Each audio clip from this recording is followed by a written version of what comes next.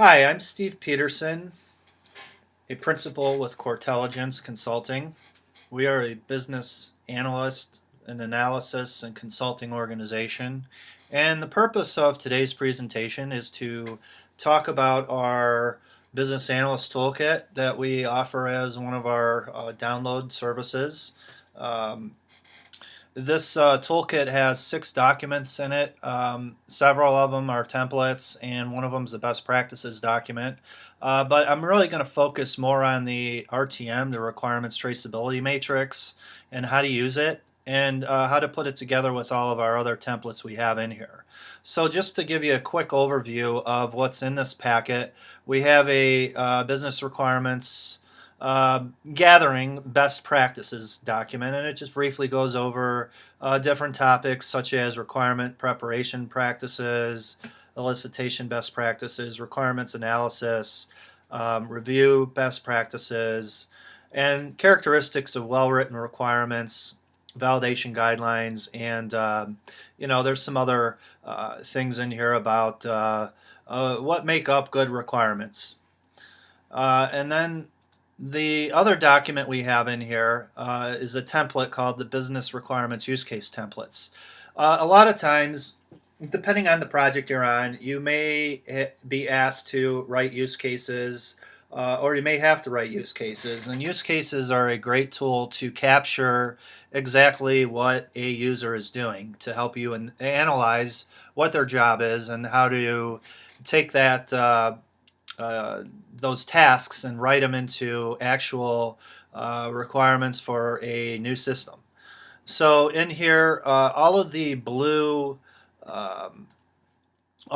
characters are just they're basically just instructions on describing what to put in, like brief description, listing your actors, the reference, preconditions. Every use case has a precondition of some condition that has to already be there before we go into the flow of events, and so on and so forth. And then down here in this section, we go through the different steps that an actor would take, and an actor is a person using the system. And then there's a section for alternative flows and special requirements, so on and so forth. Pretty basic, but it's a very useful template. You don't have to rewrite anything. It should all be there. You could tweak it and use it for your own customization. Okay. The other document in here is the business requirement definition template, or the BRD. This is the big one that a lot of companies or projects use as the big requirement template, big requirement document. This is in a template format, meaning you can customize it to your heart's content. But again, the blue characters, anything that's in blue is just instruction and guidance on how to do it. So in here we have a document control, revision history reviewer, an introduction. You give a brief overview of what the requirement definition is for. The business context, give a brief business context of what value the requirements provide for the business. Scope and objectives. And then assumptions, there's a section for assumptions. And then you go into your different requirements. These are just examples of a more of a business intelligence data warehousing project, and they're just a few examples of different high-level requirements that I put in here as examples. So these are all customizable. You can take these out and put in your own requirements. I would actually urge you to do that. But I have it all laid out for you to easily follow. Then we get down, into the appendix. There's a section for a glossary, and then your approval section. This document, I've seen these grow into 50+ page documents. It all depends on how large the project is and how many requirements you have. So the next document is the RTM. We'll get into that in a minute. I want to go over a couple of other small things. Here is a requirements meeting template. Very basic meeting template document where you can list your attendees in a requirement elicitation session, their title, department, the objectives, the agenda, the inputs and the outputs, and the next steps. Very basic document. And then the weekly report. So a lot of times as a business analyst, you have to, especially if you're a consultant, you have to go through and just kind of list out some hot issues. This is kind of a PM role or a PM task, but a lot of times a business analyst performs a BA task, or vice versa. A project manager will have to do a business analyst task. So these are just basic things: the project cost, baseline, and the estimated project expense, capital, and total. You may or may not have to put this in. If you don't, just erase it and revise it to whatever your project requirements are. Okay. Now, the biggest one that I want to go through here is the RTM template. That's really the purpose of this session. This is a very useful document because it is a requirements traceability matrix that is basically the glue between your business requirements and your functional requirements, and it ties it into the high-level design documents, if you have them, into the use cases, which you should have use cases, your use case, and then your test case descriptions, which you should have for sure, your validation steps and expected results. You can tweak this to your heart's content, whatever your project requirements are. A lot of times you may not have design documents associated with the requirements. You should, but a lot of times you may not. You may not have use cases. A lot of times it's either use cases or line item requirements. But you should definitely have test cases. So I'm just going to go through a couple of these as an example. I'm going to go through the tabs real quick. We have our cover sheet, which is just a cover sheet. It's got a nice little picture here of a briefcase. And then the instructions. Anything that's in blue is just guidance to the author, and it should be deleted before published. And then we have our another tab for assumptions and out of scope. So for example, here's a quick overview. The purpose of these requirements is to, okay, and I just put a good example. The purpose of the answers application is to deliver a technical platform to function as an ad hoc reporting solution for client ABC. Very basic. Again, tweak it to your project requirements. Then there's a section for assumptions. So an assumption would be any defects found during the testing phase that falls under the answers team will be reported through the JIRA ticketing system. Quality Center will be used to track defects. Deployment of the answers application will be handled by the deployment manager. These are just basic assumptions that we assume will happen during the project lifecycle. And then I have an example for limitations. For the purposes of this application, backend services must be developed within the constraints of the database platform. So this means that in order for the application to work properly, the backend services must be developed within the constraints of the database platform. Plain and simple. There's going to be a lot of other limitations you may put in here. Out of scope. A good example of an out of scope definition would be training and training documentation will be completed outside of the answers application technical development team. It's basically saying that, hey, this team is not responsible for training documentation. Okay, there could be many other things here that are assumptions, limitations, and out of scope, but this is just a good example. The RTM instructions tab. Okay, this basically shows you how to fill out the RTM. And it's just a definition of the different fields that you'll find within the RTM tab down here. So that we have the project name. This is in the overview and approval tab, which is here. It just describes the different fields. And then the RTM tab, which we'll get into here in a minute.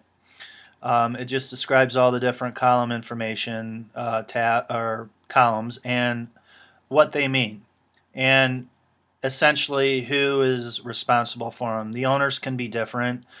This is just based off of my knowledge of being a business analyst and what I've seen in the field in my 15 years of experience doing this. So the RTM, this is the meat of the RTM right here, the RTM tab.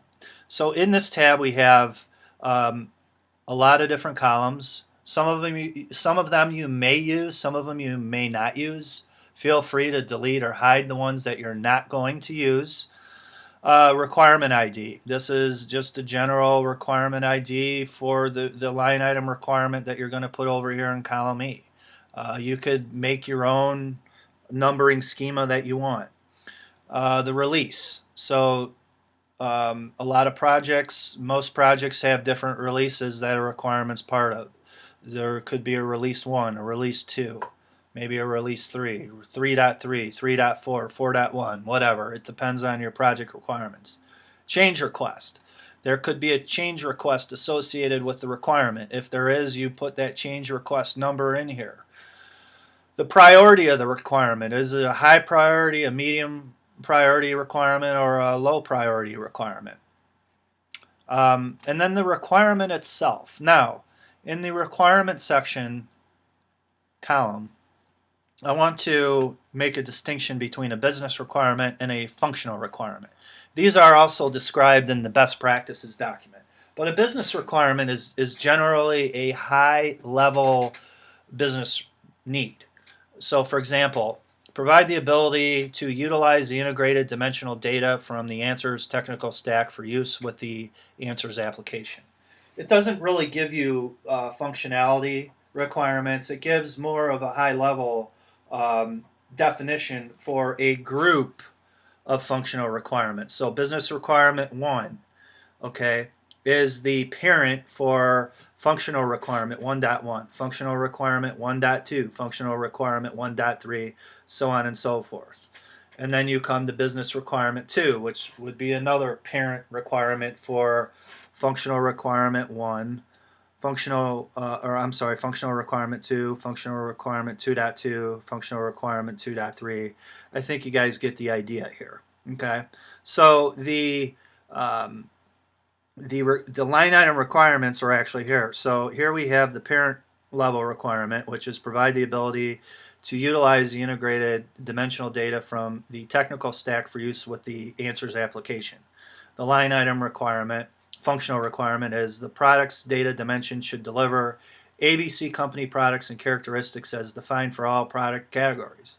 The next requirement, database items corresponding to the selected product characteristics should be sorted by UPCs first and then remaining totals in alphabetical order. Okay, so really what the purpose of these requirements is to build a front-end user interface for a business intelligence reporting tool.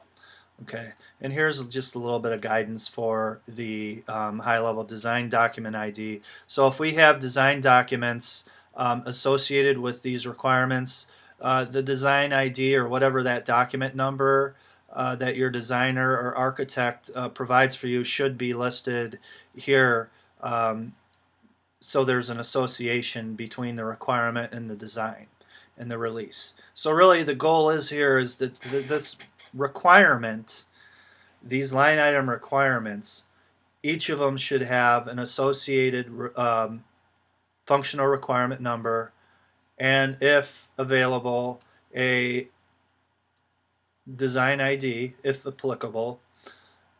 And if we go over, there's other categories here, there's other columns.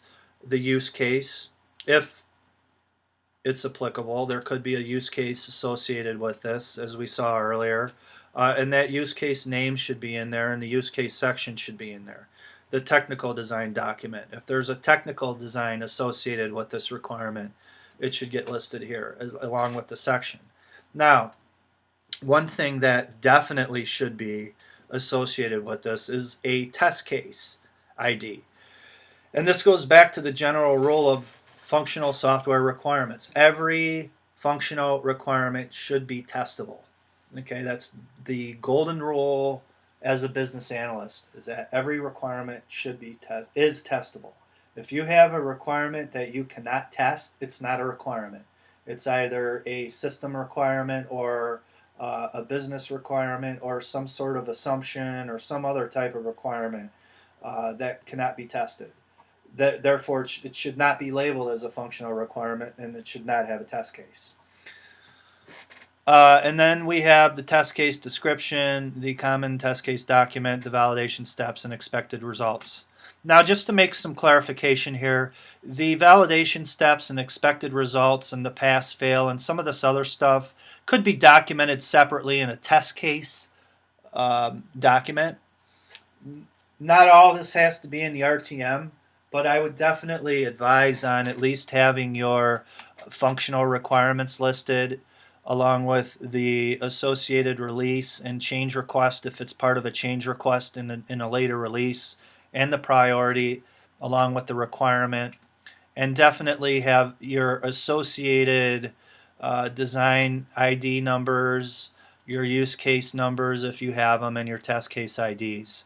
I would suggest that at least. All of the other stuff here, like the testing descriptions and stuff, if you already have test cases that are written, I mean, you could just simply link the test case ID to the test case ID that's in the actual test case itself.